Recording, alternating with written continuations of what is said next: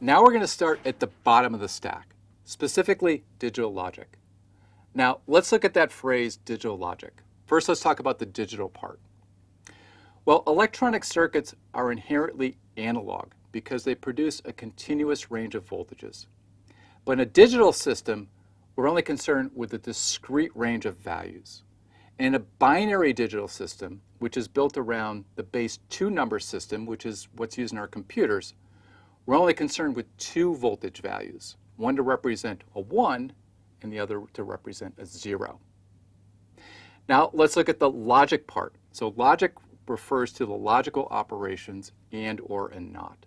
So for instance, not x or x and y.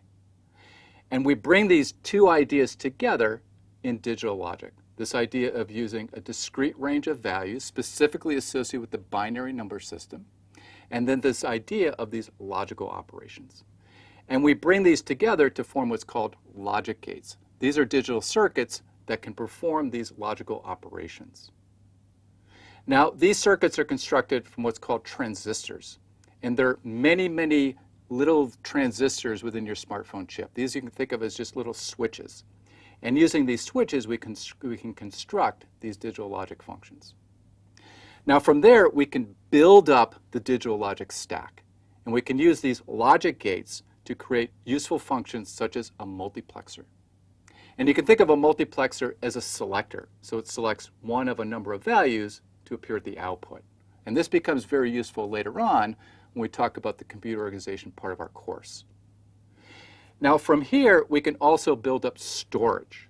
Now all computer systems have storage, and we'll see that we can construct these storage devices also using these basic logic gates. Now once we have this storage, we can construct a very important class of digital circuits called sequential logic circuits. Now these have a clock. And you may have shopped for a computer system and you've noticed the frequency of that system. That refers to how quickly the clock ticks.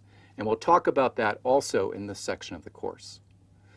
Now, a very important class of sequential logic circuits is what's called a finite state machine. Now, you can think of this as a controller, and we're going to make use of this later on when we design our computer system.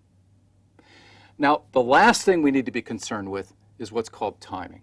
Now, digital logic is great in that it allows us to abstract away the details of voltage and current levels, but we need to be concerned with the concept of time.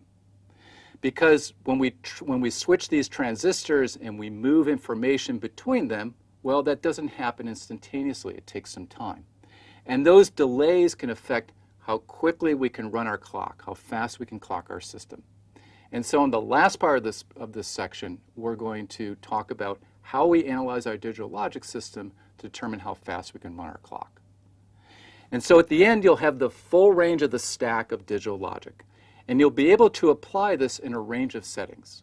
So we encounter digital logic every day. So our cars have digital logic, an ATM machine has digital logic. If you play games, your game controller has digital logic. It's found throughout our lives.